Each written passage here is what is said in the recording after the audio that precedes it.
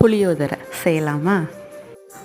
Oil சேர்க்காமல் ஒரு pan எடுத்துக்கிட்டு மிளகு, வெந்தயம், கடுகு, மல்லி, உளுந்து, சீரகம், ஒரு 4-5 வரமிளகா, கருவேப்பிலை எல்லாம் சேர்த்து வறுத்துக்கோங்க.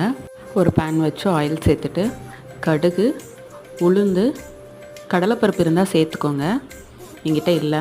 காஞ்ச மிளகா, கருவேப்பிலை, கொஞ்சமாக பெருங்காயத்தூள், கரைச்சி வச்ச புளி தண்ணி, கொஞ்சமாக உப்பு, ஆல்ரெடி வறுத்து வச்சதை பவுட்ரு பண்ணி எடுத்துக்கலாம். புளி தண்ணி நல்லா கொதிச்சிட்ருக்கு. கொஞ்சமாக மஞ்சத்தூள், மிளகாத்தூள் கொஞ்சமாக டேஸ்ட்டுக்கு, நம்ம பவுட்ரு பண்ண பொடி கொஞ்சமாக ஒரு 2 ஸ்பூன் சேர்த்து நல்லா மிக்ஸ் பண்ணி இந்த மாதிரி நல்லா ஆயில் பிரிஞ்சு வரணும். வடித்த சாதத்தை நல்லா ஆற வச்சுக்கோங்க.